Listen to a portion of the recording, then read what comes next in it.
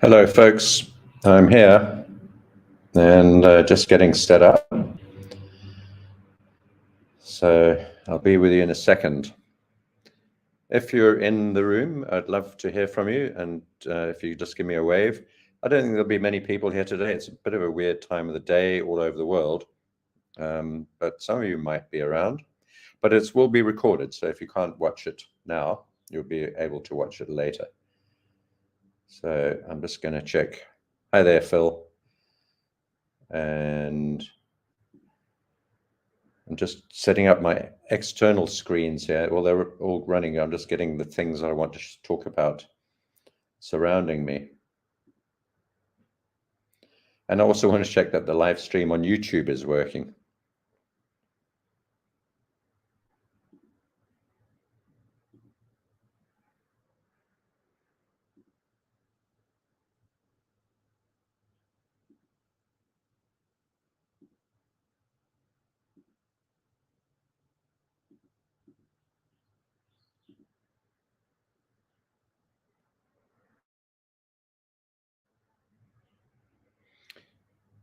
I think my internet's a little slow today, so I hope it's going to be okay.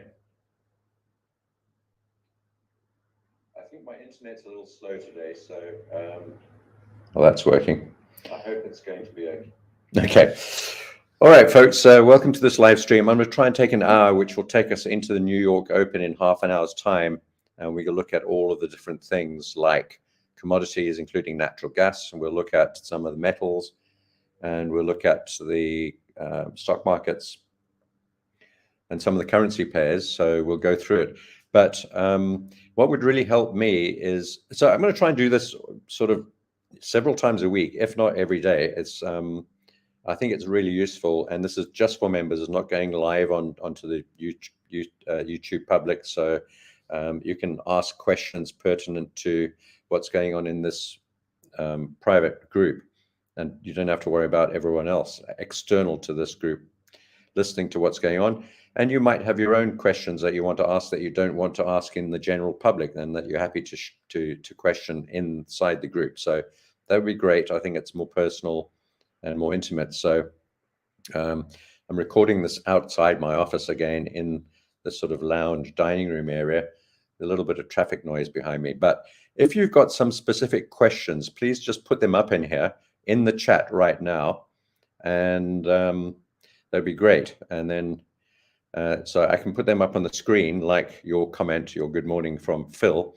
And if there are any audio or visual problems, there may be some delays. I'm getting fiber put in here so that we'll have lightning fast internet.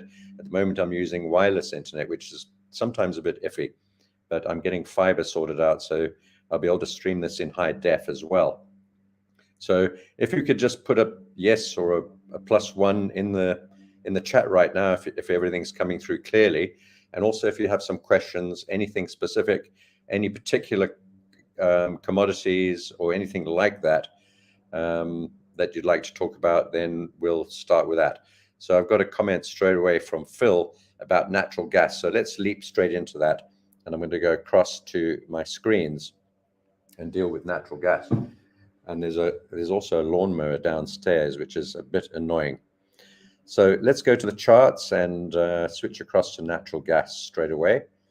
And here are my commodities charts. And on here, I've got natural gas, WTI, Bitcoin, and SBF. And on my other charts,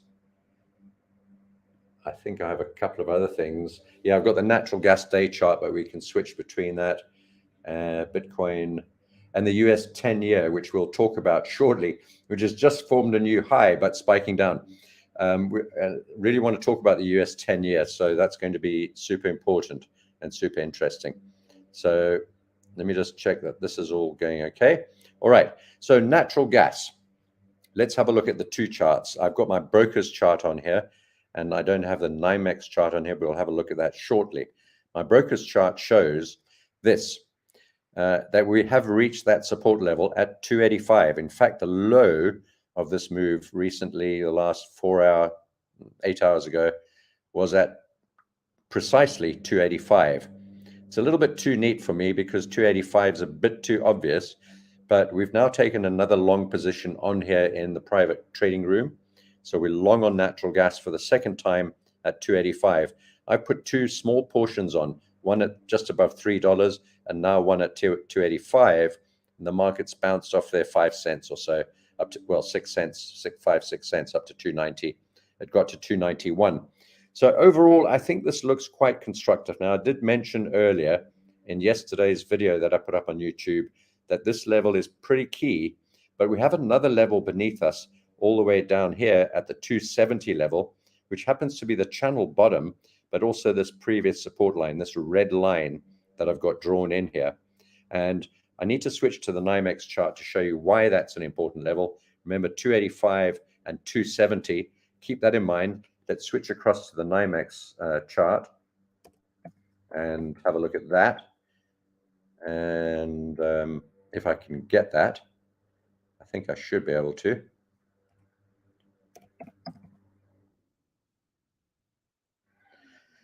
We go NYMEX Henry Hub, and let's go to the day chart on this, which is more pertinent. And there's the overall summary on the day chart. Now, remember, we broke out through that channel top, fell back down inside quite dramatically. We were short from the top here. Everyone else was going long. Not everyone. A few people were going short, including my very clever son in London, and he was short ahead of me at the same level, though. And we've fallen right back down into the middle of the channel and below. And this 285 level, it's actually at 283.84, is where the top of this gap is. That's the rollover gap, the weekend rollover gap, which was quite a dramatic rollover gap. Actually, it wasn't the weekend rollover gap. That was the futures contract rollover gap, quite a dramatic rollover gap. And the top of that gap is where we are now, slightly below, but just about at 284, 283. And the bottom of that gap is at 270, 265 to be precise. Actually, if I pull that up a wee bit, around 268. Now, if we go across to the right-hand side where the bottom of this channel is, it's, well, we've moved up now, but a day ago it was at 268. A day ago it was at 267, right at the bottom of this gap. Today we've rolled over. This line has moved up slightly. It's at 269, but it's more or less the bottom of this gap. It's also the channel bottom. It's also where the 200-day simple moving average is. Now, I know a lot of you have got the simple. I know a lot of you have got the exponential moving average or various other moving averages. It might not be the 200, and you might have an exponential or an anchored VWAP or something like that. But I just keep it to the simple 200-period moving average, and that's where that is at the moment. So slightly below the channel bottom and the gap, but close enough.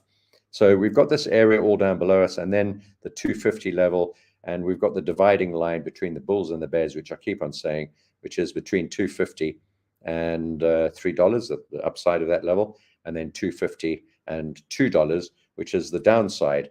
250 to $2 is kind of a bearish scenario. Look how many times we've held above 250, going all the way back to June this year. I'm just repeating what I put in the video yesterday, and not much has changed in the video on Friday. Or was it Saturday? Or was it Sunday? I can't remember. A day or two ago, maybe it was yesterday. And I pointed this out. So once we broke and closed above that $2.50 level, we held above there and have done so since June this year. That's a long time ago. And we haven't broken down. So that level is really, really important. We formed a decent, strong base.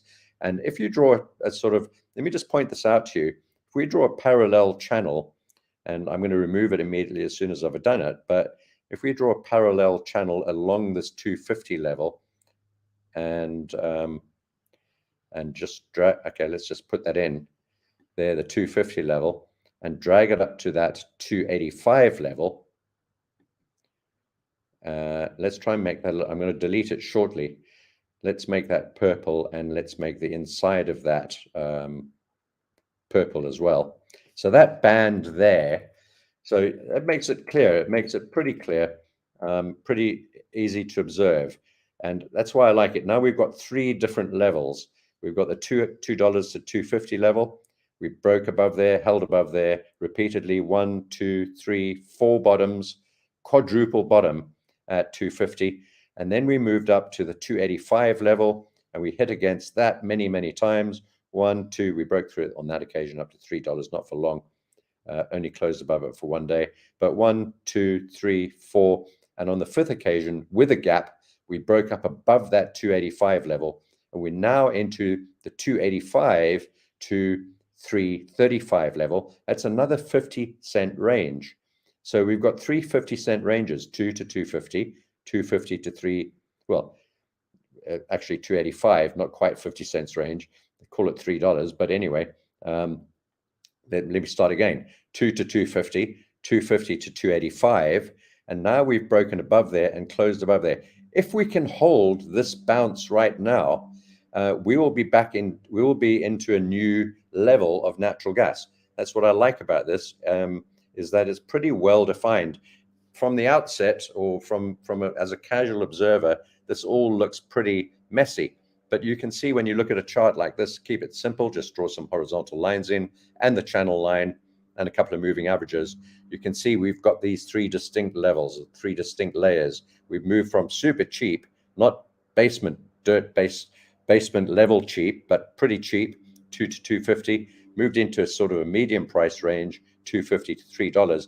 And now we're moving into the higher price range, $2.85 and above. I said $3, $2.85 and above. And if we can hold this collapse back down to 285 and bounce off there with some vigor and some consistency, we may have to retest it several times.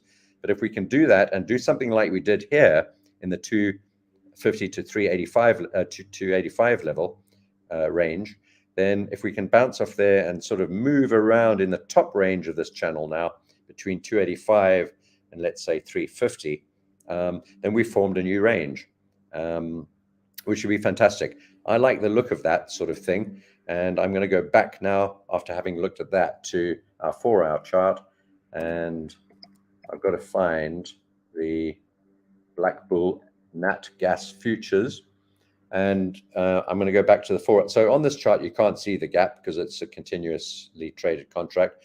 But on the 4-hour chart, so that gap you won't see. That's that gap over. I'm pointing to my screen, which you can't see. That's that gap over here, that rush up.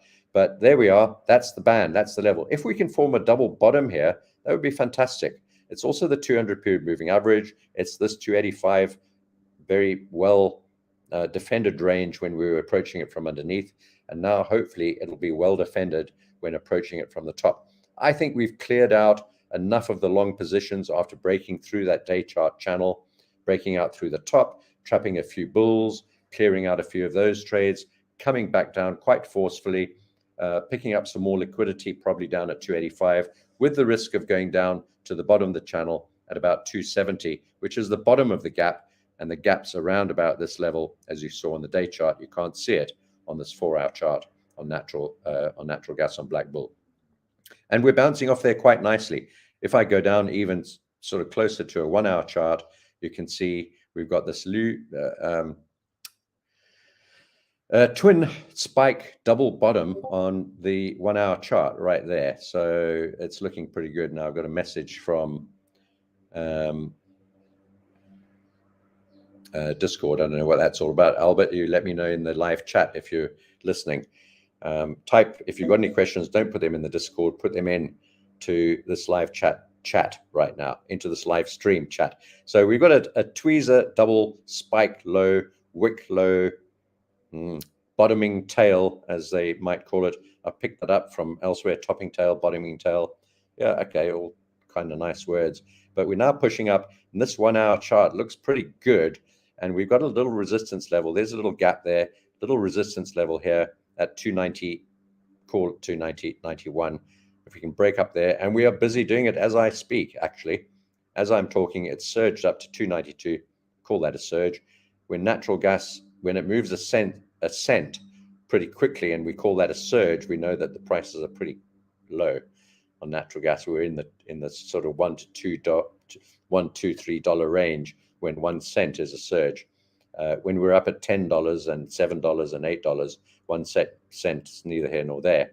But now it's pretty important. So we're just trying to, and I like this hour chart. a false break down below this support. Look at that. That's that support line.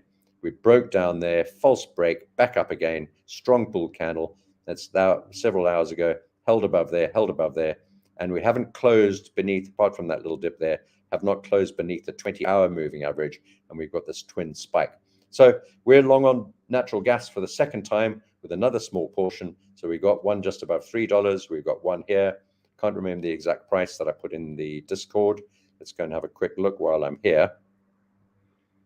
And 288. So we're about 3 cents in profit on that 288. So we got in somewhere down, well, down near these spike lows, really. So that's where we got in on natural gas and hoping for a move up. And if we can get some decent moves higher and some good 4-hour closes and perhaps a break above and close above the 20-period moving average on the 4-hour chart, my first target is about 315, probably $3 again, I suppose. And then we've got a little gap here, which I'd like to close. That's about 319, 320. And then, of course, this rally that we had up to 350, 345, 346 to head up towards there. So on the 4-hour chart, this is looking pretty constructive, a nice rounding basing pattern, and now closing or trying to move above. This 4-hour candle, I think, rolls over in a few minutes, 45 minutes time. And we'll see if we can close above that 20-period moving average on the 4-hour chart. So that's natural gas. If you've got any further questions on that, please ask right now in the chat room, which I'm now trying to go back to. All right, can you all hear me? Is it coming through clearly? Please give me a 1 on the chart. And for those of you who were telling me I needed a haircut yesterday, well, I've had one. So there you go. I hope you like it. That's please type a 1 up in the chat if you can hear me clearly and the screen's clear and you can hear everything. Please let me know that right now if you're in here. Maybe there's no one here apart from Phil. I don't know. I can't really see. Actually, I could go and see it by having a look at the YouTube and see how many people are watching. Well, there are only 7 people watching. So, you know, what can I say? 5 people now watching. All right, so this is going to be recorded for members, and I was going to put it. Let me ask you a question. If I put this live onto the YouTube general public, Ant, that was you. Thank you, Ant. You said no more hair talk. You won't mention the nice haircut. Thank you. Well, I tell you what. I went to an Indian barber, and it cost me $3 for a haircut and a face massage and a face steam, a neck massage, a shave, an eyebrow treatment, and you know, what can you say? Indian hairdressers, they're fantastic. Absolutely brilliant. So thank you, Eric. I appreciate that very much. All right, any other questions on natural gas, please type them up right now. And I think I've covered that all, and we'll just have to wait and see how that goes. Now, I'm looking across at my other charts on NatGas. I think it all looks good. So I've got 4 screens surrounding this screen that you're watching, and my do is tight. Thank you, Mr. Hedge Fund. You know what? I'm going to put this link. Do you mind if I put this link up on Twitter? Just give me a 1 if that's okay. And maybe I'll just put this link up. Maybe we can get some more interaction and see what's going on. If anyone else is interested, of course. And yeah, let me put it up. Why not?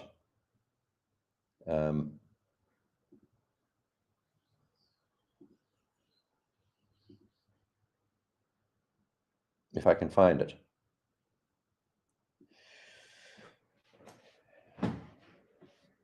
All right, give me 1 second. I won't be long.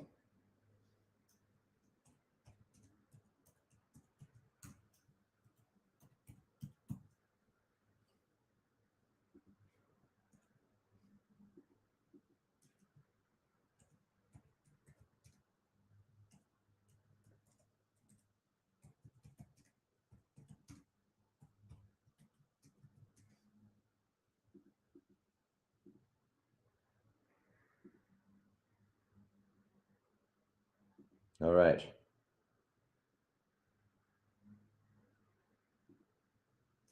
Okay. Thanks, everyone. So actually, I'm going to make this public on YouTube as well. Why not? I know it's for members only. Generally, I'm going to keep these for members only, but I'm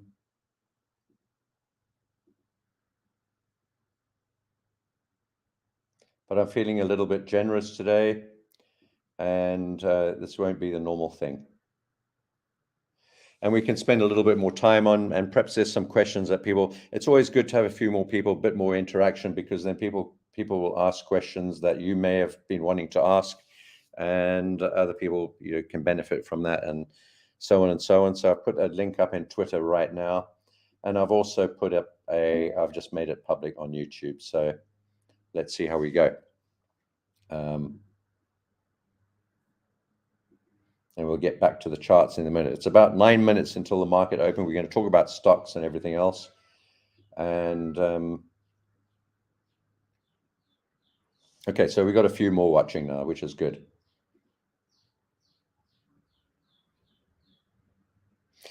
Okay, so there we go. Hey, good day, Lee. Nice to see you, mate. All right, so that's natural gas, and I'm just going to just go over that one more time. So for those of you who just joined, we've just done quite a long section on this. So we're basically long on natural gas from the current price of. If you haven't managed to watch this, and you've been invited late, which a lot of you will have been, then you can go and have a look over there and see what's going on. But we're long. We bought off this level, and we bought just above $3. We bought just above 285. Let's see how we go. I like the look of it all. And if you didn't catch the analysis, go back and have a look at this video once it's done. It's going to be quite a long video, but tedious to watch and go through, and so on and so on. Now, we're on this chart because we've got some commodities up here, and I'm going to have a look at, first of all, we're going to get to, I think, stocks and the 10-year yield and everything. I want to try and get there before the market opens, particularly on the stocks. So three things we're in here right now. And for those of you in my live trading group, you'll know exactly when these were called and what I've said about these. But it's WTI short, it's sugar short, and it's Bitcoin long. So those are all open trades right now, and I think they're all more or less profitable. Sugar's probably at around break even. It's kind of sideways, maybe slightly negative, but I'm not too worried about sugar. We'll talk about sugar shortly. And I'm going to break off just before the markets open in 7 minutes to go to the stocks and see what's going on. But let's talk about oil. Now, a lot of people give me some flack about this, and that's okay. I know there's war going on in the Middle East. Let's call it what it is. And I know that there are terrible things going on, absolutely awful, really bad, absolutely horrible. And I feel sorry for everyone involved, not just the Israelis and the Jews, as they call themselves. And that's not a racial slur, I don't think, to call them the Jews, because they call themselves that. I prefer to say Israelis, but there we go.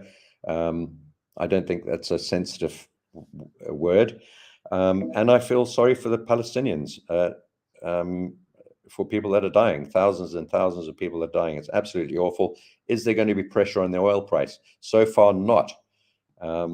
I don't think OPEC Plus wants to drop oil, put an embargo on oil. I don't think all of these countries rely on oil for their income. I don't think they want to be stopping the supply of oil unless things get completely out of control. I don't think that's going to happen. I think we'll be able to keep somewhat of a lid on this in terms of a wide expansion of this conflict throughout the Middle East. And I think technically this chart looks great. So we're short from oil underneath that rising trend line or channel line. And it's a risky play. Excuse me. It's a risky play because of those geopolitical tensions and terrible things that are going on there. But let's see how we go. And I'm short from up here. We're looking for the first target at about $81. That's this supply and demand zone. It's a pretty clear zone. We've got a big low here. We've got a high there. Got a high there. And I can go back all the way along this chart. That's a really key level at $81 to $82, this green zone. And then below that, we've got the 200 period moving average over here at $78. And it's also this swing low down here. and below that, we can go all the way back down to the bottom, which is $67, $68. We remember this very well because we were buying here, buying at these swing lows all the time. We got out about halfway up through this rally. I thought this might be the top. We got out there and we didn't get back in long, unfortunately. Probably should have. We missed a trick there, but we got in short now. So we've swung this both ways, long and short. And I think WTI and Brent crude, the same sort of chart, not identical, but a few dollars difference between the two that more or less follow the same path. I think Brent crude is going to come down. If this does come down. And I think so we're aiming for $81 and then $78 to exit there, I think. And there's a bit of a gap here. I know this gap's been filled multiple times, but it's still a liquidity gap in general. And either we're going to bounce off the top of that gap, which just coincides with the $78 level, or the bottom of the gap, which almost coincides with, well, that's $78, the top of the gap. Yeah, so actually, I'm talking absolute nonsense. This gap has no bearing on the support and resistance levels at all. Completely ignore that. So that's our play on WTI. And so far, so good. Now, sugar, on the other hand, is moving sideways. This is what I think might happen on sugar. We're short on sugar. We've moved down a little bit over the last couple of days, which is good. Today, we're just moving up a little higher. And I think the high oil price is putting extra pressure on the sugar price and pushing it up, keeping it higher. There is a correlation, whether you believe that or not. There is some sort of correlation. Maybe it's rough. Maybe it's not well defined all the time. But sugar and ethanol and crude oil have a pretty intimate relationship. But maybe we can get a double top here. We're trying to make a double top here. I like this high over here because we broke up above that previous high and we fell down. We're trying the same high again and we're falling down. When we break out through levels like that and then come back down in, it means that breakout has failed. This one has not yet failed because we're still at that level right now. If you look at the line formed by this ticker right across here, pretty old-fashioned word, ticker, I suppose. That line, the price that we're at actually right this minute is that previous high. Let's try and hold beneath there, sugar, and move down and follow this path down to the bottom of the channel and then down. My target's 22 cents per pound on sugar all the way down here. And I think we'll stop on all the round numbers if we do get this move down. If we don't test this high first at the top of the channel, which we might. But once and if we start moving down, we're going to start at $25. Then we're going to stop at $24. These are all the fib levels and previous support levels. Previous support level there. Previous support level here. Pretty key level where that arrow is. That swing low and the bottom of the channel. Then we get down to $24 where the 200 period moving average will be. And then down to $23, which is where the next fib, the 236 fib is, and then all the way down to $22, which is this major swing low. I think we could go a lot lower on sugar, but I think that's a good start. If we can get through those levels sequentially, the round numbers, 25, 24, 23, 22, and eventually exit there and then see what happens. We'll probably get a decent bounce off some of these levels at some stage and move back higher. Now, we've got 2 minutes to go until the stock market's open. And please leave your comments once again in the chat if you've got questions. If you'd like to join my live stream, there's a link below. I don't know if there's a link below this video. I'll put a link up in the chat right now. There's a 14-day free trial. Let me just put that up right now. So someone's already asked somewhere else on about this. So quickly, let me just put this up here for you. There's a 14-day free trial if you'd like to join my private trading group. If you don't like it after 14 days, you can just cancel and there's no charge. So where is it? So I'm going to put the link up in the chat and in the comments, wherever it happens to be. And you can check that out. Let's get a link, copy there. 14-day free trial. It's pretty tricky switching between different apps. I'm getting used to it. There we go. So there's the link in the chat. I'll also put it in the private chat. I don't know if anyone's in there, but just in case anyone is in there, that's the link for a 14-day free trial if you want to check that out. I'd encourage you to do so. I'd say about half the people that check it out leave after 14 days. Half of them stay for a bit longer. Some people don't want to pay for it. They just want to enjoy it for 14 days. I have no problems with that. If you want to do that, that's great. I think there's value in it. And this feed now, if you've just joined, how many people are watching? Quite a lot, I think now. 20, not many, actually, 28.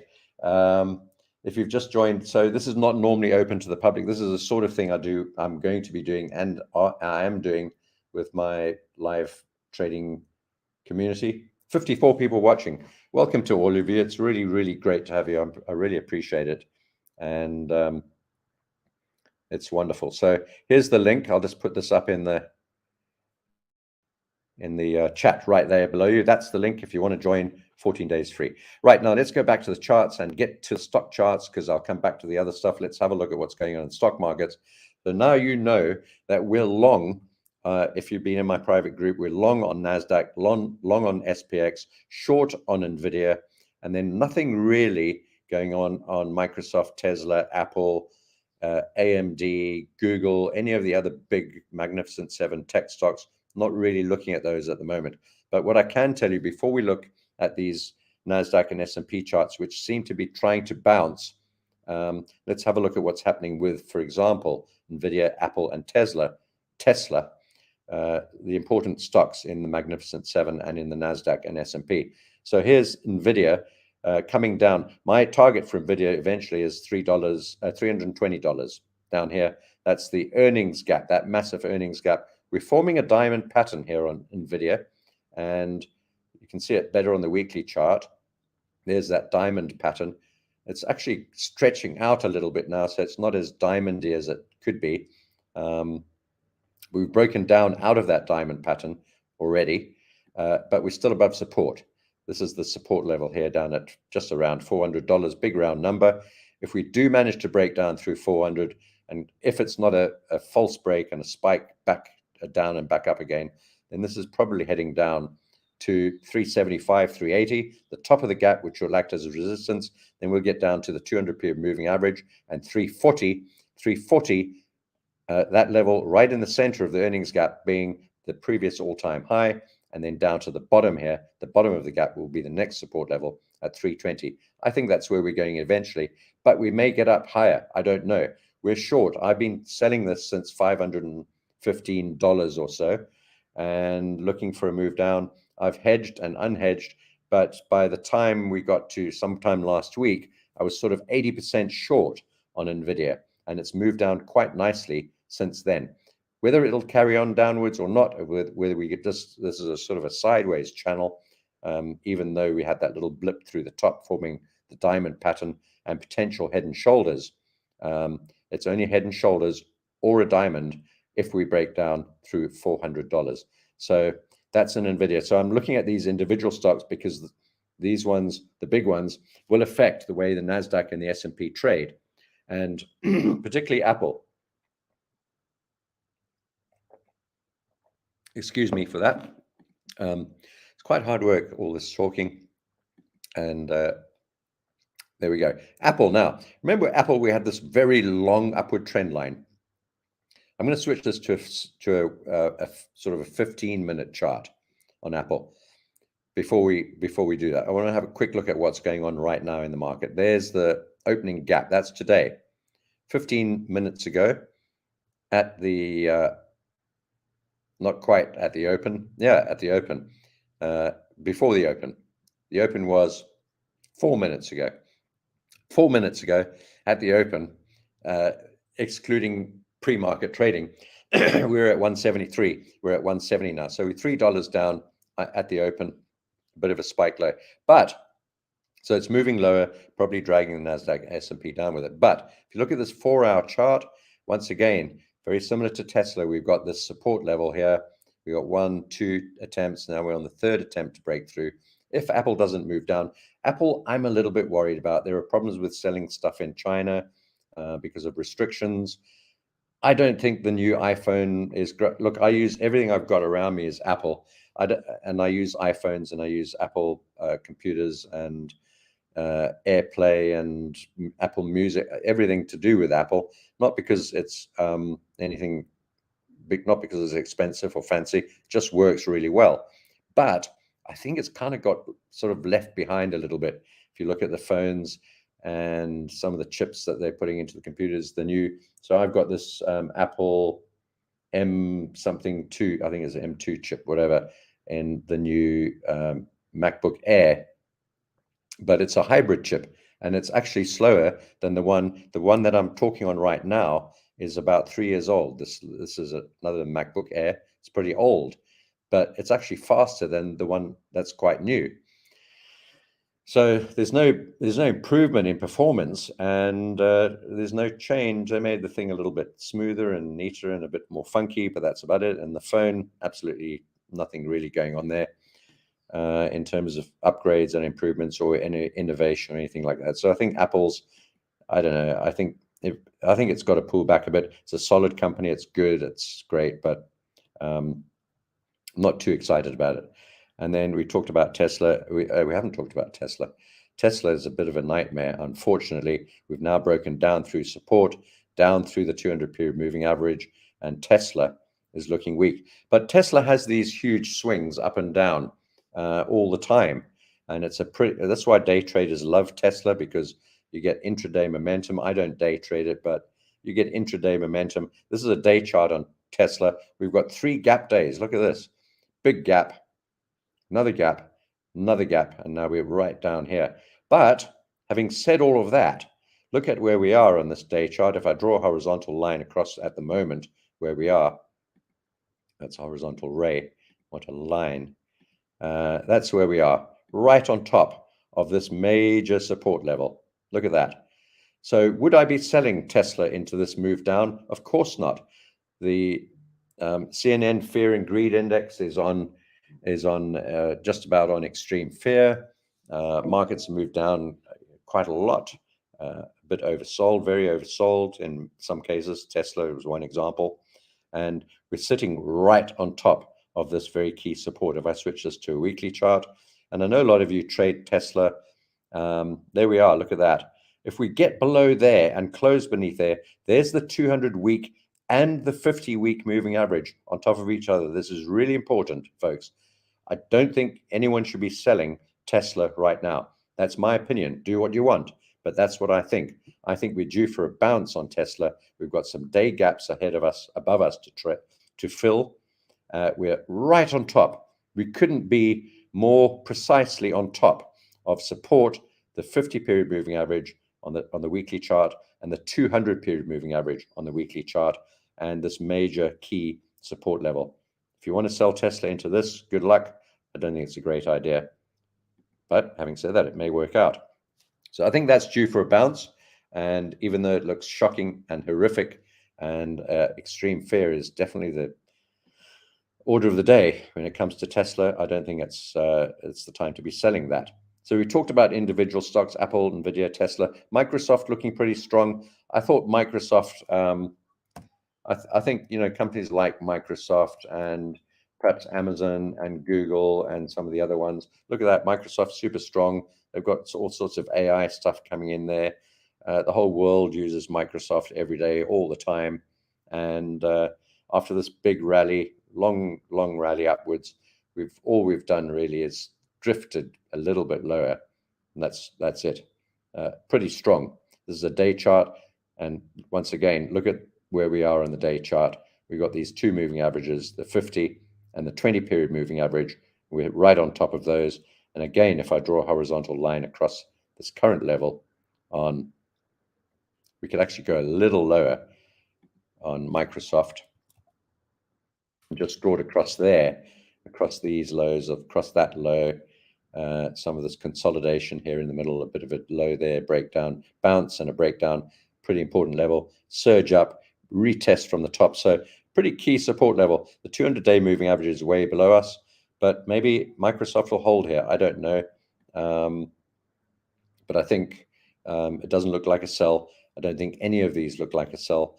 And we've got all this talk about Black October, Black Monday, stock market calamity and collapse going on wherever you look on Twitter and YouTube and various other, even creeping into the Wall Street Journal, into Bloomberg, into Reuters, the word Black October is resonating through the corridors of power, and the traders on Wall Street are all at Twitter about it. So I don't know.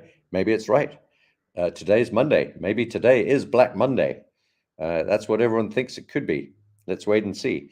We have our stop losses in place. We've got small positions on on S&P and NASDAQ, and a short position on NVIDIA. So maybe if these go down, NVIDIA go down with it, we'll make some money on NVIDIA, lose some money on the stocks. I don't know.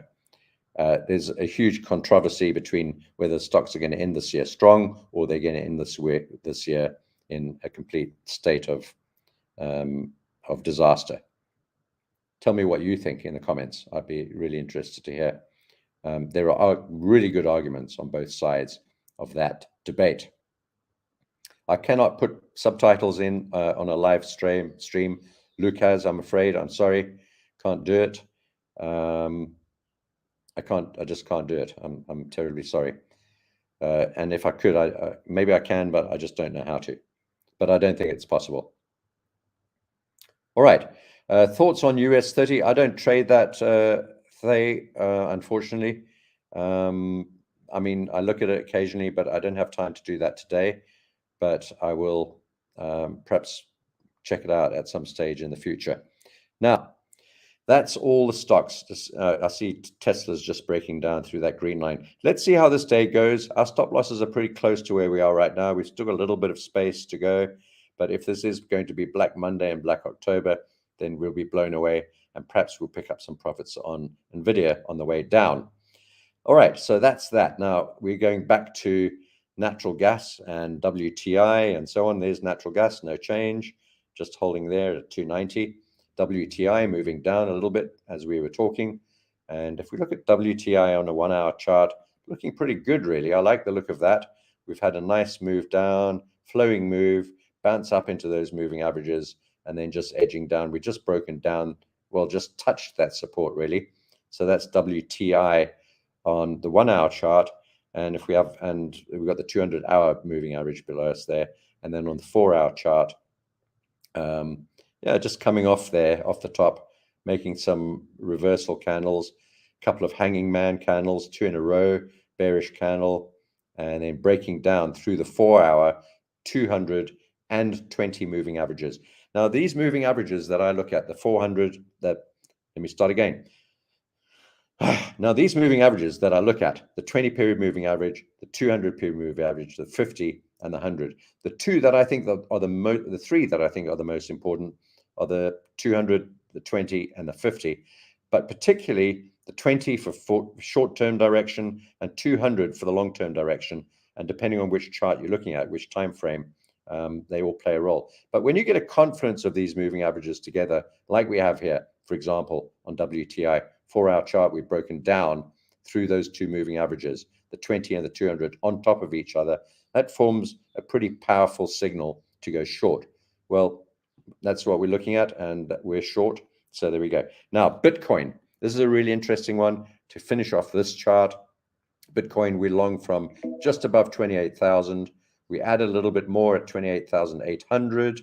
And if we hold above 30,000 in the next, during this week, roughly, I expect we may get a bit of a pullback, but a big surge from 26.5 up to 31. We just touched 31. No, not quite, almost today.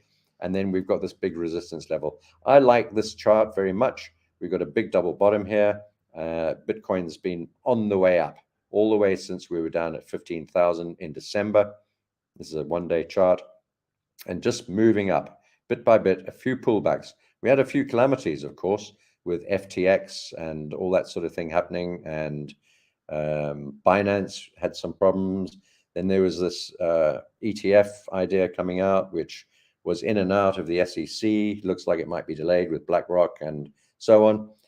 So I don't know, but overall, I think it looks pretty good. We've got a hard ceiling here at around about 31,000-ish. to just below 32,000. I think we're going to try and get up there, test it, probably pull back a bit, and then eventually move up. And my target is around 34,000 on Bitcoin. And so far, so good. And I'll try to add positions as we move higher. So we've got 2 positions on Bitcoin now, one from just above 28,400, and then one at 28,800, and beginning to move higher on that. So that's Bitcoin, and that's everything on that chart. And gold, well, okay. So gold, we were long up until 1945. And we'll talk about uranium and URA and UEC shortly. There's a lot to cover in all of this. But gold, we were long until 1945, this Fibonacci level here. And we now, and that high there. Let's go to, this is a 4-hour chart. Let's go to a day chart. So we got up to there, 1945, these highs, fib level, etc. Good resistance. We blew through there. Gold does this. We have moved up. And I've talked about this in the video which I did yesterday. Please go and have a look at that, because I don't want to go through everything over and over and over again. But let me just quickly summarize it. These moves here, these 3 big moves in this last year and a bit, well, exactly a year. We were in October last year when this happened. Then the same thing happened in March this year. And now the same thing's happened. All of these moves, roughly 10%, give or take 1 or 2 either side. 10% move up, roughly a $50 pullback. And then here, 10% move up, I think that was a $70 pullback. And then 10% move up, that's exactly where we are now, 10% move up. And I expect we'll get a $50 pullback. So from 1996, call it 2000, down to 1945 or 1950, which is more or less where we exited the long trade. Perhaps we'll get another nibble at it. I didn't know it was going to surge all the way up to 2000, bust through that resistance, that one there, without even flinching. But we did, so we missed out on that last 45 odd dollars, and perhaps we'll just get another chance to get back in where we were. We've now seen bullish intent. We've seen the market move higher. One thing I must point out is that when we've had these 10% moves up and a $50 odd pullback, the market's carried on. 10% move up odd, $70 pullback, market carried on. 10% move up, perhaps a $50 pullback, and the market carries on. Target for gold is about 2145 to 2200 in the next months, coming months. A lot depends on the stock markets, a lot depends on the dollar, a lot depends on fear going into the market. Obviously, gold's a safe haven, and this rally here started when the war in Gaza started. So that's that on gold. I'm not going to talk about other metals except for these 2, uranium metal, but we've got these 2 instruments to trade on uranium. We're long on URA after the pullback. Once again, URA did something very similar, breaking out through that high, getting through the top of the channel, trapping everyone, coming back in. We saw that on that other chart previously. What was that chart? I think that was WTI. Let's go back and have a look at that. Interestingly, both energy related. Was that WTI? Yes, that was, no, that was natural gas actually. So natural gas day chart, remember we went up through, broke up through that channel, and we've pulled back all the way back down to the 200-period moving average on the 4-hour chart. Same things happen on URA. It's another energy stock or related stock, ETF. Broke out through the top of the channel, pulled back quite a long way below the channel midline, just like we saw on natural gas, down through the channel midline, down to a key moving average support, exactly the same as natural gas. Now, I think we may have to move a little bit lower than this. I don't have the path drawn on here. I've got slightly different charts here, which you'll have seen it in the video that I put up yesterday. But if I was to draw a possible line, or 2 possible lines, if I can find them, it would be something like this. So we've got the 200 moving average down here, bear in mind. So perhaps something like that, and then up like that. I think we'll go higher. Let's just put that one in there. Or this dip could go a little bit lower. We could break this upward sloping channel line, and that would put a double nail in the coffin of those who went long here on the break of the channel top. And if we break the channel bottom to the downside as well, that will be rubbing real salt in the wound and causing a lot of problems, probably stopping out a few more traders. And it's even possible that this tip could go down to the 200 period moving average as low as $22, which is a long way down. We've got all sorts of supports down below us. We've got that first one there below the channel bottom over here, going back to about $23.50. And we've got another level of support down here where this path's drawn currently at around about, well, it's a little bit lower actually, around about $22, closer to the 200 period moving average. So we could see something like that.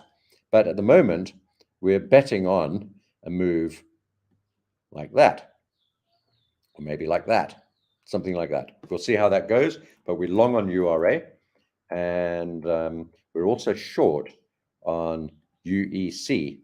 Now, I was corrected in the last YouTube video about what UEC, I said it was an ETF. It's actually a little bit more complicated. Actually, URA comprises of a little bit of UEC, and it's a uranium stock and quite an interesting company. And a lot of companies, a lot of hedge funds have piled into this. As you can see, we've gone from $2.60 to $5.60 over quite a short period, half a year. So massive move up, and everyone's talking UEC piling into it. But we have this diamond pattern above us, which is very worrisome. And the fact that we've moved so far, so fast, let's try and put a brush in here. So for those of you who don't know what a diamond or lozenge pattern looks like, something like that. It's a reversal pattern, often takes place at the top of moves, not so much at the bottom, often at the top. So it's a sort of like a diamond in the crown of a move, and it often indicates that we may have to move lower.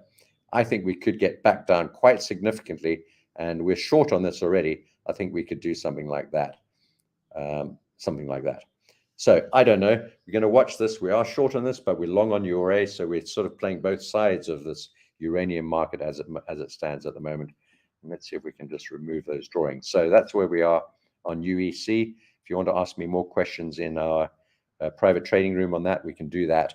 And that's that. We talked about stocks. We'll come back to that shortly. Still bouncing on the 4-hour charts, NASDAQ, S&P. We may just get lucky on these. Someone asked me in the private room, is this going to bounce today? Are we due for a relief rally? Are we going up on stocks today? I don't know, but I think every time you see every newspaper, every Bloomberg article, every Reuters article, every Wall Street Journal article, every post on Twitter, and every post on YouTube saying it's Black Friday coming up, or Black Monday rather, and Black October, you've got to believe that they're wrong. And also, if you look at the Fear and Greed Index, which I did post up on Twitter yesterday, I think, and also in my private group, you can see that we're just touching extreme fear on the Fear and Greed Index, and it's never a good place to sell when we're into extreme fear. Probably a good place to buy, if anything. We've talked about those support levels on all of those stocks. Let's have a look at NASDAQ. We didn't talk about the indices in particular. Well, there we are. There's the lows on these indices. Could we get a triple bottom here on NASDAQ? 1, 2, 3. We've broken below that support, sure enough, but there's another one here. There's a channel bottom here. And to me, that still looks like a bull flag. It's getting a little bit overextended and a bit long, and I don't like these to be too long. I think this is just about the right length. We don't want to go sort of, further and further and further, and then dribble down and eventually collapse, down through this channel and start moving down, perhaps down to 12,000. Who knows? Could go a long way if this is going to be a stock market collapse. I don't think that's the case. I think we've got some potential to show some strength. This triple bottom reminds me very much of what we saw in gold at around 1600 last year. Very, very similar. Very similar. We saw a double bottom formation. The market rallied up, came down hard onto that same level, and promptly bounced at that previous double bottom, which then became a triple bottom. So that's what I think. I think the long side is safer than the short side. We're playing the long side. We have fairly tight stop losses. If we get stopped out, so be it. But I think that's the deal on NASDAQ. And we've also, by the way, we're also, this is a 4-hour chart. I want to have a look at the day charts on these. This is a NASDAQ day chart. and I'm going to cover these as quickly as possible. So there's that double bottom, potential triple bottom. Today's already formed quite a nice spike low, wick low, already done that. So that's quite encouraging. I quite like that. Doesn't mean that's going to hold today. And we've got the channel bottoms quite some way beneath us. We could still break down beneath this current level, this current low at 14,400-ish. We could get down to 14,200, the channel bottom. Look where the 200 period moving average is coming up underneath. But S&P looks a bit worse, I have to say. Not quite as encouraging, or doesn't hold as much potential, maybe.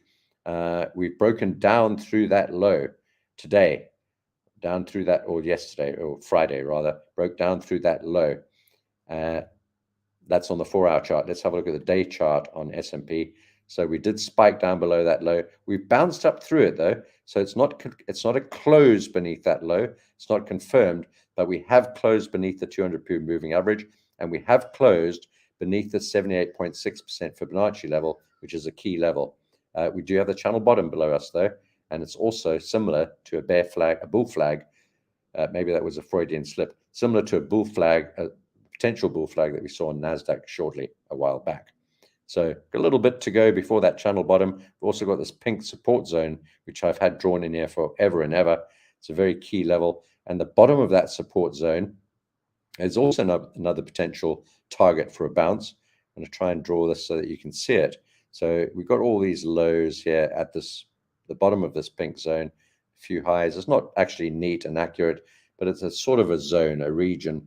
We don't need to be precise when it comes to these sort of messy zones. Somewhere around about that zone might provide support. But more importantly than that, if we don't even get into that zone, it would be better.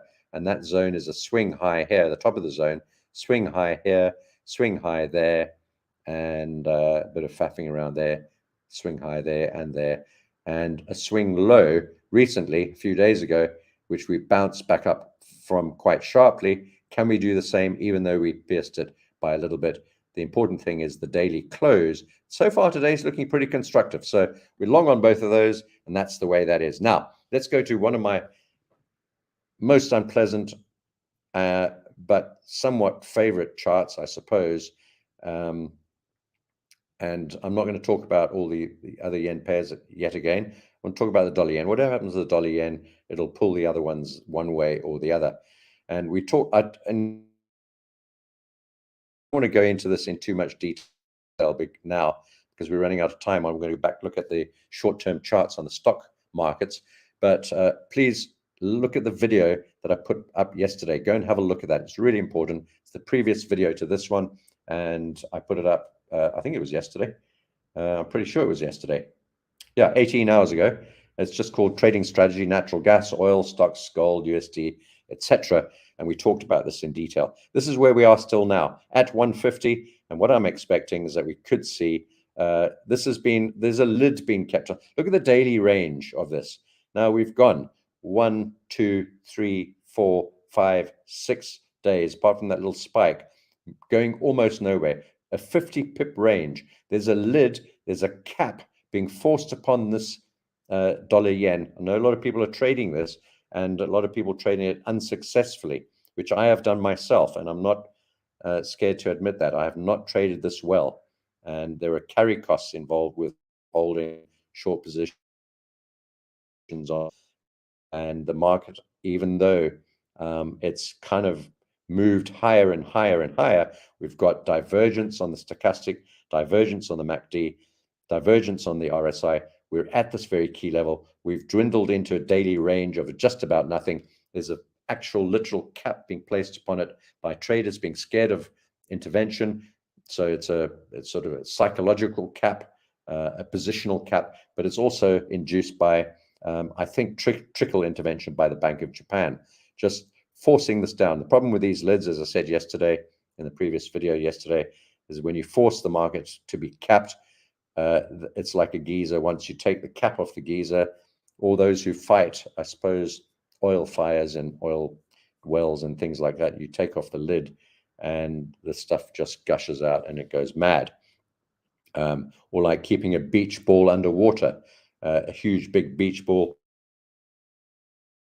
forcing it down on the surface of the water, holding it down in you run out of gas, energy, your arms get weak and jelly-like and rubbery, can't hold it underneath anymore, and it goes shooting up into the air. And that's what I think is going to happen potentially, but maybe not, but potentially. And we saw the same sort of thing in October last year, exactly that, at 150, precisely where we are right now. There's the 150 level.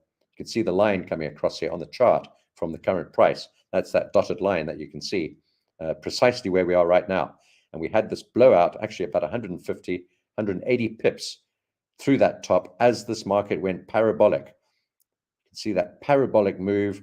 We suddenly blew out through, through the 150 level, smashed up into here, and Bank of Japan forced it down not only once, but 1, 2, 3 on 3 occasions. I think it might have even been 4, but I think it was only 3, and forced this market all the way down 2,000 odd pips from 150 to 130, actually below that to 125, 127.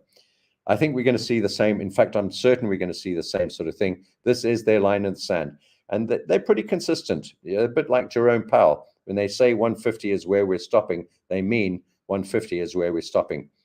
People don't often believe these things. People didn't believe Jerome Powell when he talked about looking for certain things and where interest rates were going. And he was very, very consistent. The Japanese are the same. They said 150, they mean 150. And if we do see this lid coming off and this blowout geyser or geyser, I don't know what you call it in your language, water spout shooting out through the top, it will be forced down. And on this occasion, the market might just give up and say, okay, we're not getting through there. And we might get some sellers coming into the market, not only the Bank of Japan selling the dollar and buying the yen, but we might also see some hedge funds and traders. I know some of them already positioned. Morgan Stanley, for example, is positioned short on this currency. They've said it in some of their statements and reports and releases. I think the Bank of America is another one that's trading this short, and a few other hedge funds are interested in the short side, perhaps not fully committed just yet, but if they see that 150 is going to be the dead end, that could happen. And then also just, structurally, it's algos will then get involved. It's overbought, terribly overbought, and the Bank of Japan might just pile in at the same time. They do that. They like to take advantage of orders that are placed in the market. They see the order flow. They see its opportunity to piggyback on those, and they can pile in on that. And all of these moves take place in just an hour or two.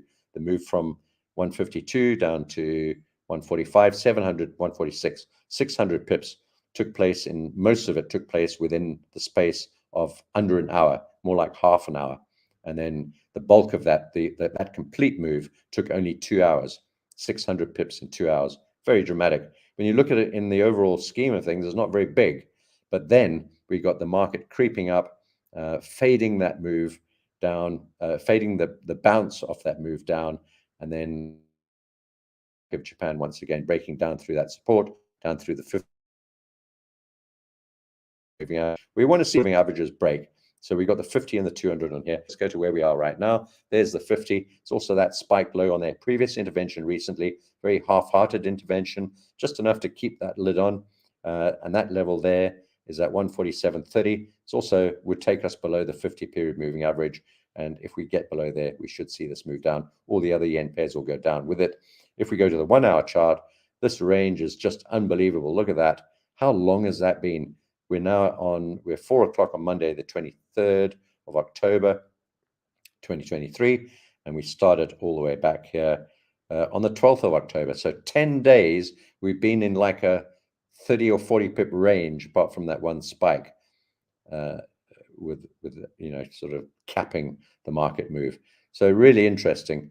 And so we're short on that one. I'm short on that one in any case. Don't know if my followers are all short on that one, but not. I don't like calling followers, my community members or people in my community. Not sure if they're short on that one or not. And that will bring all of these other ones down along with it. Let's go and have a look at 2 things here, 3 things. We've got the dollar index on here. So we're long on the euro and on the pound. If you look at the daily charts, they're looking pretty good. The euro, actually, I want to stick on the 4 hour chart on the euro for now. And the euro has broken up through this long downward 4 hour trend line. It's also a daily trend line. And we broke up down through there, broke up through there, tried once, didn't manage to hold it, spiked up through it. The second time, a little bit over there, spiked up through it, didn't manage it. And the third time, we broke up convincingly, held above it, back tested it from the top, and we have begun to move higher. This is a 4-hour chart. If I have a look at the day chart on the euro, same sort of thing. There's that long, beautiful, neat trend line, break up through, back test, move up again. And all of that feeds into the dollar index, which has done the same thing. Chart, Apple chart, remember? This chart looks very similar to the Apple chart. Too long, too neat, too beautiful. We broke down through it, back tested it from underneath, and fall down and continue on downwards. And I think we could see the dollar index fall quite significantly. Now, in order to get a bead on that, we need to look at the US 10-year yield. So let's have a look at that. And that will give us a clue as to what's happening in terms of the dollar. Now, this is interesting, super interesting. In the video yesterday, I pointed out we have a double top at 5%, just touching. I think we just touched 5% on the US 10-year yield. We formed a perfect, picture perfect, textbook perfect tweezer top, double top, shaven head top, tiny wicks at the bottom, identical body size, give or take 0.00% or something. Let's call them identical. Today, we spiked up through 5% again, up to 5.02, and then collapsed downwards quite dramatically, forming a wick high, a topping tail, if you want to call it that, using the words of someone that I know a little bit, who does YouTube videos as well, and also trades money for other people. And he calls it a topping tail. I call it a spike high. Others call it a wick top or a wick high. Doesn't matter what you call it. It's in the Japanese candlestick nomenclature, it's called doji, I think, or it's just called a large wick. You can put up in the comments. I can't remember now. I've got all the books on the Japanese candlesticks. I just called it a spike high. But anyway, whatever that, it's a doji candle, but that's the wick, that spike wick's not the doji. It's the overall candle. But look at that. We spiked up through there, didn't hold above there. That level, as long as we don't close above 5%, doesn't matter that we spiked through there today and fell back. As long as we don't close above that 5% level, this should begin to move down. We broke up through that previous tweezer top separated by 1 day, sliced through there easily recently. Looked like that was going to be the top, but it wasn't. That was just a little bit lower at 489, 490, 489 actually, 4.89%. We got up to 5%, another 0.11% higher.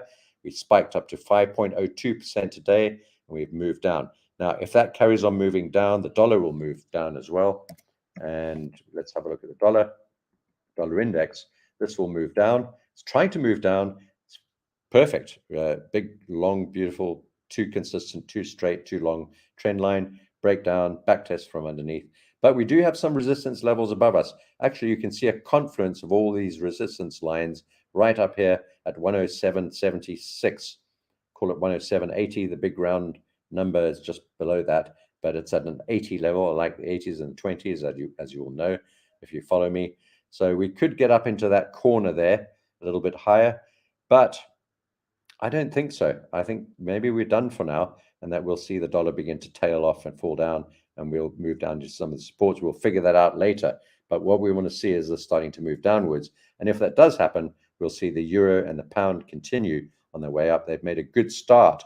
The euro's moving up, the pound's moving up. We're long on both the euro and the pound, and we're short on the dollar yen. We talked about that earlier.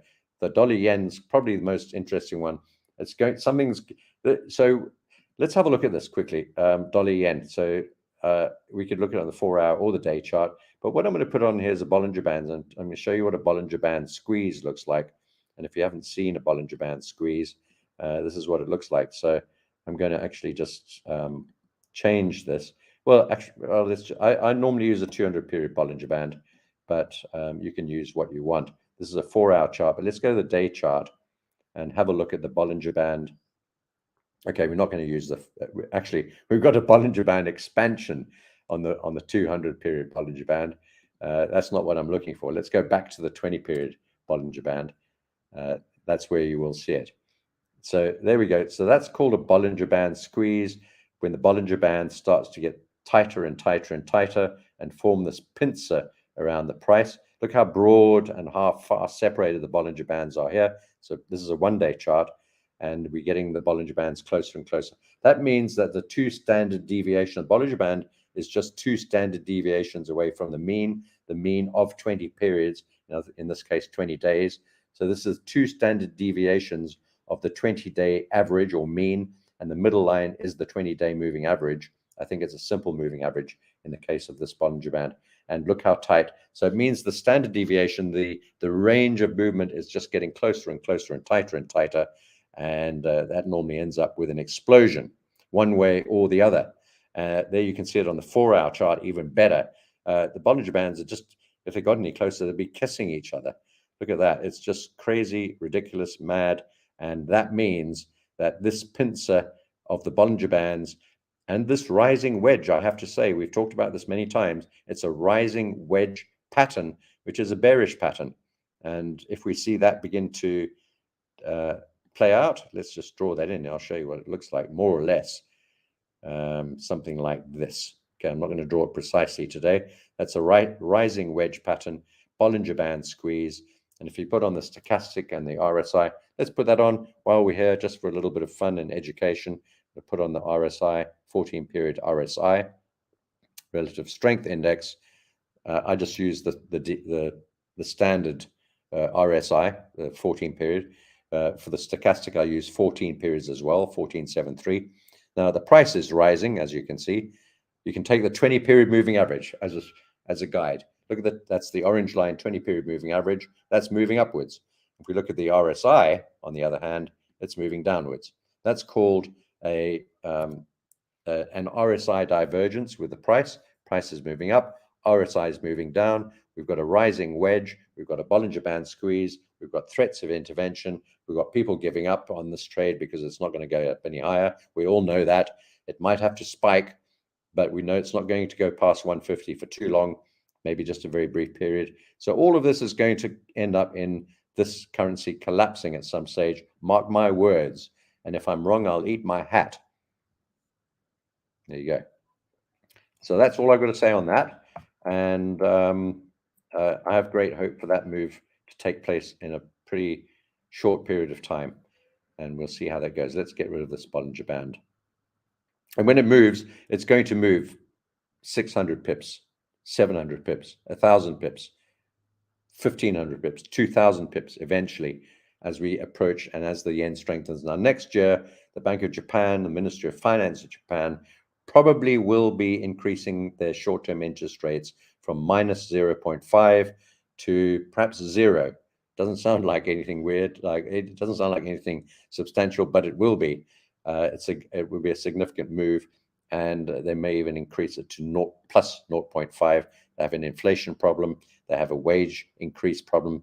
They're fighting with the workers, and they're having problems with imports. They import most of their stuff, energy, foodstuffs, you name it, materials, metals. They import just about everything, and that's causing major problems in the economy. It's causing problems with wage growth. It's causing problems with inflation, and they're also already starting to dump, apparently, or at least refrain from buying US Treasury bonds, which means less US dollars. All right, I think that's it really, folks. Let me try and find about where we are right now. Am I short the dollar Swiss franc? No, I'm not, Al. I'm not short that one now. All right, let's have a look at what's going on here.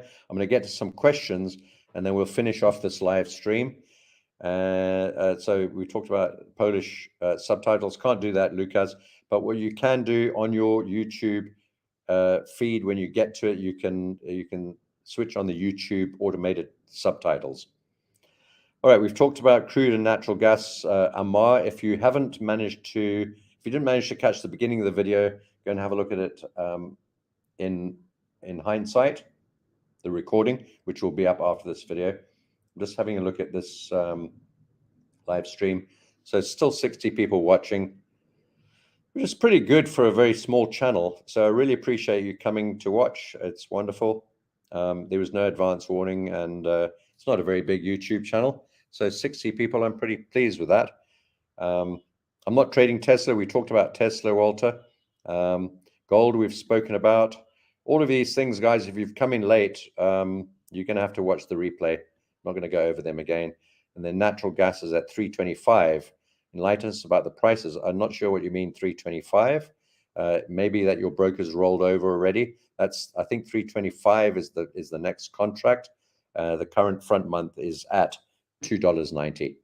So if you've managed to get from 285 to 325, then you've done well. I would take your profit. I don't know what's going to happen at the rollover in a few days' time. So Thay says, wow, bargain. I'm not sure what that is. Could you enlighten us on what you mean by there, Thay? NASDAQ is crazy. Face orange biting nails. Yeah. So 10-year yield, as we're talking, I'm looking at my other charts now, the 10-year yield is dropping off quite sharply. So I'm going to quickly go across and have a look and see what's happening with stocks. So normally I see the euros rallying, the pounds rallying, dollar index is dropping off. I haven't, and even the dollar yen's dropping. I haven't looked at stocks right now, but let's go across and have a look at them. I've got the day charts on both of these. I can see Apple's rallying, Nvidia, big rally, massive rally, big rally on Tesla, big rally on Microsoft. And I'm assuming that this is translated through into NASDAQ and S&P. You can see it has on the day charts. So that 4-hour rollover on both of those ended up pretty well. We've got a piercing pattern on S&P. We've got a piercing pattern on NASDAQ. Now, piercing pattern, let me just show you what that means. Go and brush up on your candlestick charts. There's a video on my channel on candlesticks. There's also loads of books, the Steve Nisson books on candlestick trading. You must get them if you're interested in candlestick trading. And if you're not interested in candlestick trading, you should be, because they are really, really important and very powerful, very useful, very interesting. The history of them is interesting, and the use of them on the charts is visually appealing. It's easy to see. Look at this. This is called a piercing pattern. A piercing pattern occurs when the market makes a new low. This is a fractional new low on the day chart. This is a 4-hour chart on NASDAQ. Fractional new low. Then the candle that we're looking at closes more than halfway up the body of the previous bearish candle. We've closed about 60% of the way up. Eyeballing it, I guess. So we dipped below the low of the previous candle, and we closed more than halfway up, in this case about 60%, with a very tiny wick at the top of this candle. That is a beautiful piercing reversal pattern on the 4-hour on NASDAQ. I like the looks of it, and I think that our long positions are looking a lot better than they were 4 hours ago when these markets were careening down at breakneck speed. I see the same thing on Apple, Nvidia. These are day charts on these. Apple, that's a 4-hour chart. Let's look at the day chart on Apple. Okay, so Apple day chart just bouncing off that 200-period moving average. Remember, we talked about this earlier at the beginning of the video. That's a key level. Apple 200-period moving average, swing low. Even though I like Apple very much for myself, I think as a stock, I think it's going to be sideways for, I don't think we're going to see new highs for a while, put it that way. I don't see anything exciting in Apple's future, but probably just solid. And then Tesla day chart, big spike low down to that level. We just spoke about this minutes ago. That level being crucial and key. We just spiked below it, bounce back up again. And then Microsoft, okay, I'm not trading that, not really interested. And Nvidia, which I'm short on, making a big, determined rally off the support level. We talked about this just minutes ago. Look at that. We moved from a low of 410. We're now at 422. That's a $12 rally on Nvidia in just a few minutes whilst we've been talking. And there we go, back to the 4-hour charts on NASDAQ and S&P. Beautiful. So there we go, folks. That's all of that, I think. I hope you found this useful. If you do find it useful, please encourage me by saying you find it useful.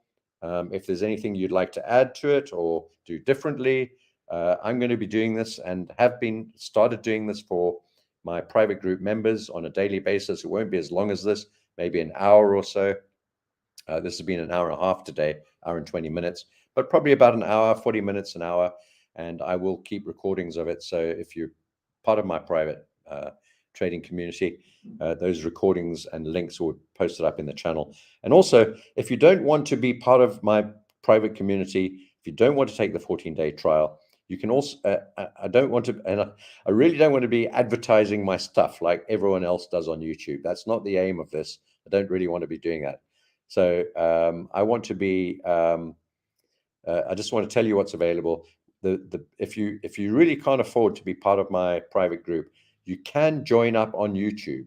There's a link that says join somewhere below this video. To join there, it's $7 a month, and you get access to videos like this, the occasional live stream, the occasional additional videos and analyses and posts in the private community on YouTube at $7 a month, and it's probably worth it. And I'll also answer your questions and communicate in there with you if you have anything special. But if you want detailed daily blow-by-blow trading, analysis, questions, whatever you want, even live stream video within the members room, community room, you can join up with a link below, which, well, the link's not below actually.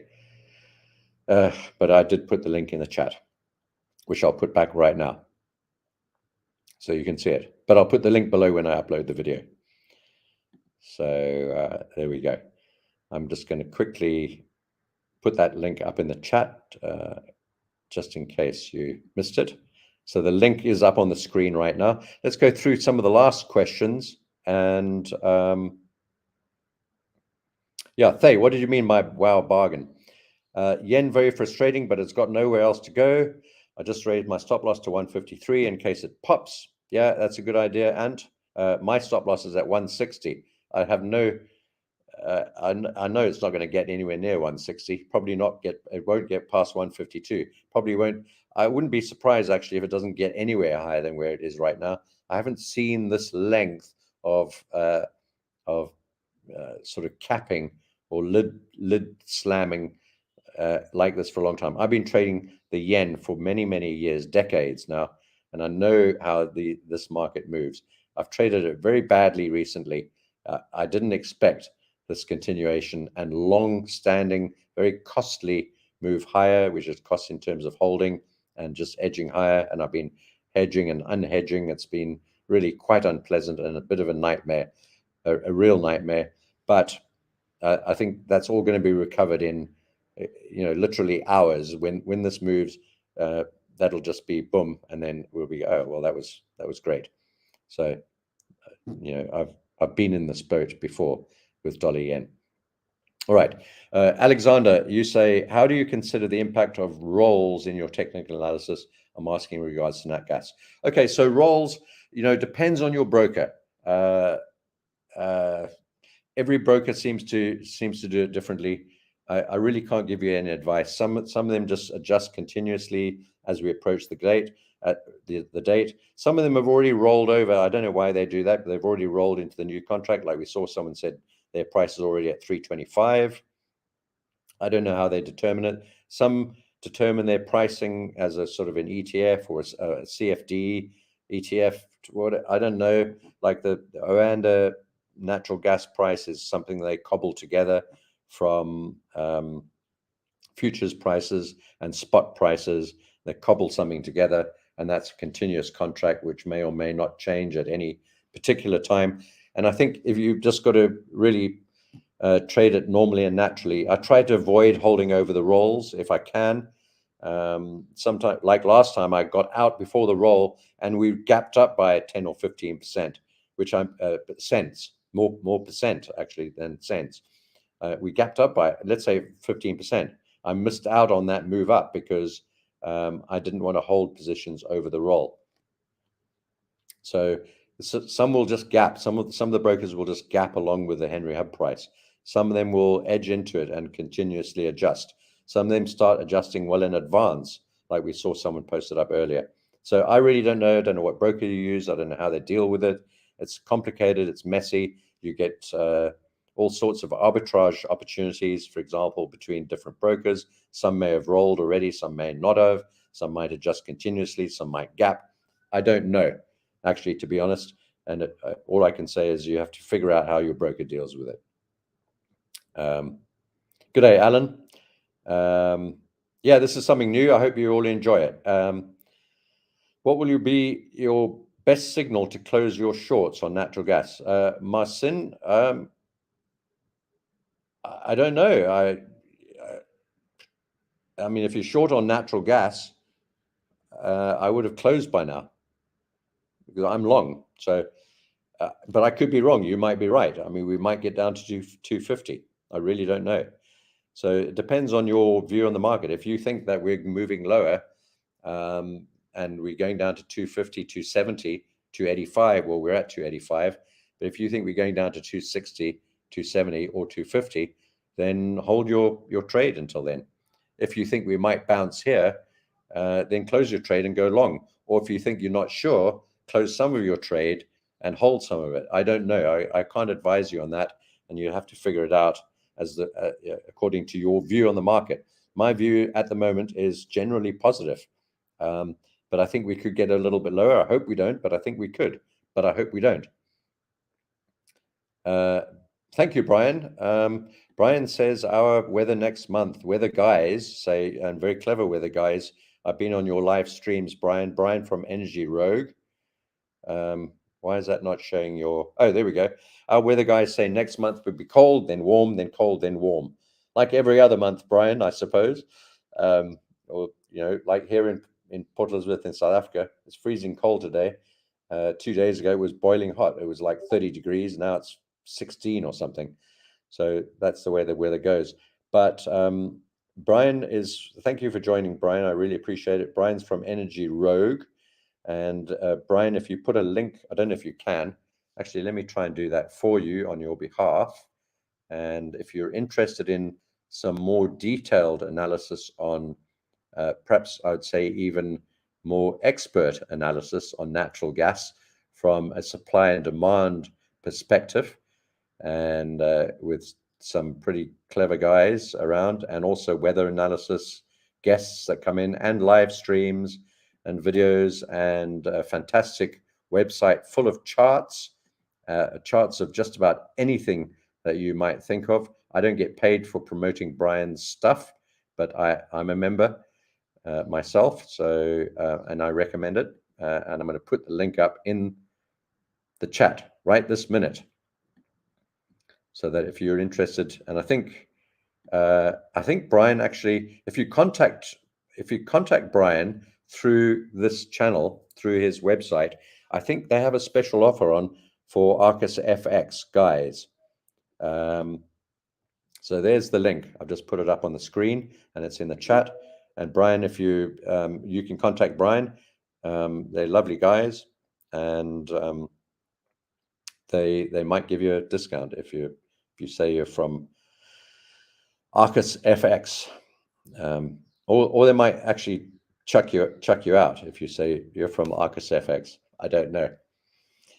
Good day, Al. It's late in Perth. I'll try and put that back on. Actually, I'm going to leave that on for a second, Brian, before we forget. So that's Brian at Energy Rogue, and good bunch of guys. Really, really interesting stuff. I've learned a lot from them, and I try and pop in on their live streams.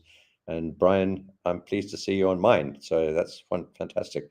Al in Perth says it's very late. Al, I used to live in Brisbane, not Brisbane, Sunshine Coast, and Mooloolaba. I don't know if you know it, or it's near Maroochydore, Nambour, Noosa, up that way. And lived there for quite a long time, number of years, 5 years. And I used to, and this is going back to around about 2000, and I was trading then. That's when I started trading. And I remember how difficult and arduous it is to be trading from Australia. It's probably the worst possible place, because you get stuck during the day in the Asian market when nothing happens. And then just when you need to be involved in the action, it's middle of the night, 1, 2, 3 o'clock in the morning, and you're exhausted, especially if you've got a family and all that sort of thing. It's really difficult. But it can be done. I did it. And I think you need to man up and just toughen up and do it yourself. All right. Or my wife says, don't say man up. She says person up, or toughen up, or something. Man up is sexist. Thank you, Usman. I appreciate that very much. And Walter, thank you very much for your comments. I appreciate that very much. And Jennifer, very nice to see you, Jennifer. I've noticed you pop in quite often. I really appreciate that too. And ARS. So thanks. I'm just stroking my own ego a little bit here by putting up all the gratitude. Not really. I'm just showing that there are some people actually watching. NatGAS looking good. WTI 4-hour looks like a megaphone pattern. Does it? Does it? WTI 4-hour. Let's have a look. Let's see if we can get it up on the screen. WTI 4-hour megaphone. Now, megaphones are pretty... right. I don't know what you mean. I don't think this is a megaphone pattern. Megaphone pattern's pretty specific and pretty clear and normally very, very well defined. And I'll show you what a megaphone looks like. And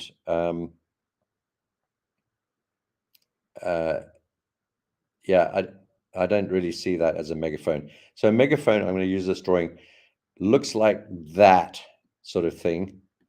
Sorry about my drawing. I don't have a pen. I'm going to get myself a pen. Actually, I'm going to order that on Amazon. Our equivalent here is Take-A-Lot, and that's a pen you can draw on your screen, like a wireless pen. I'm using the mouse pad. It doesn't work very well. So a megaphone pattern looks something like this. Now, if you hang on, that's wrong. So what we want to do is we want to see the price sort of move up like this, like that. And again, into the megaphone. Then we see this sort of thing, like this. And it's normally pretty precise. And then it's a reversal pattern. And then you see the move down. That's a megaphone.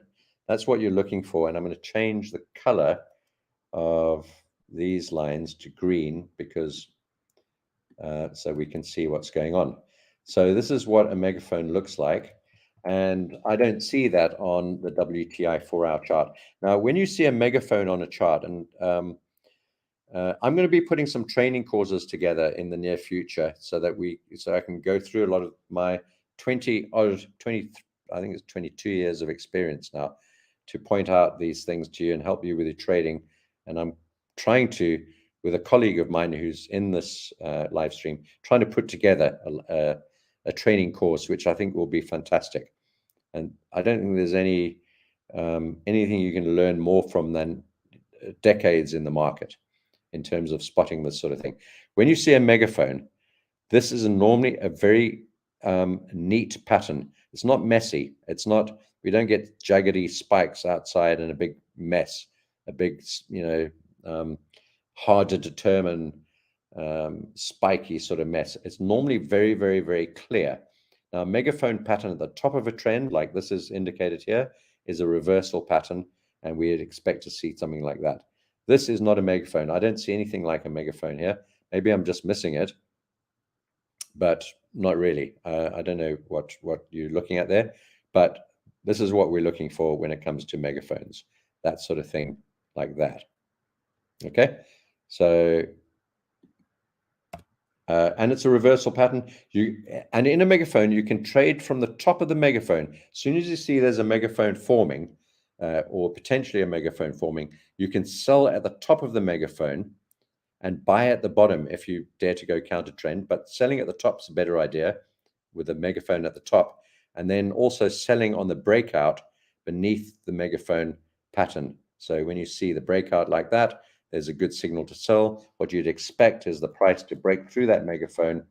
Doesn't go straight down like this. You get a breakthrough.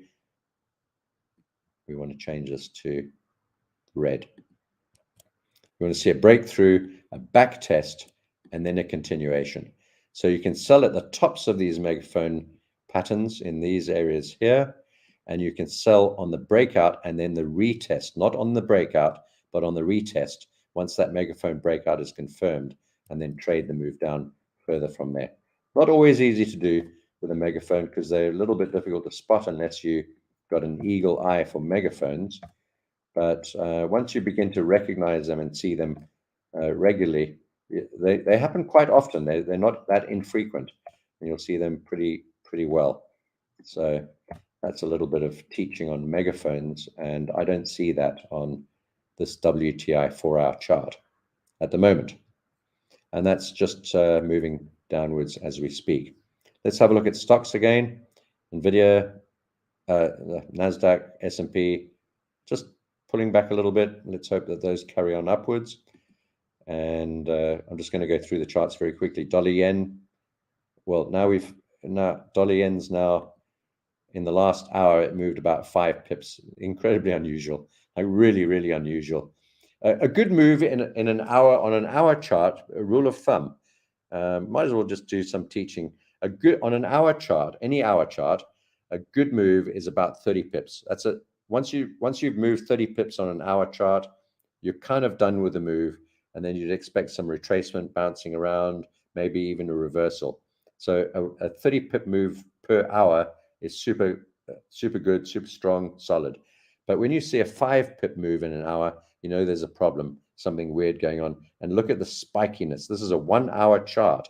It looks like a 5-second chart. That's what it looks like. Just ridiculous. So something big's going to happen probably today. If not today, sometime in the next number of days, very, very soon from now. I don't know what's going to happen, whether we're going to get that blowout top up to 151, 151 and a half, maybe 152, and then a sudden collapse, or if the lid's going to be heavy enough and this is just going to collapse down. But it's one of those is going to happen, and it's not going to be long before that does happen. That's dollar yen. All right, where am I? All right.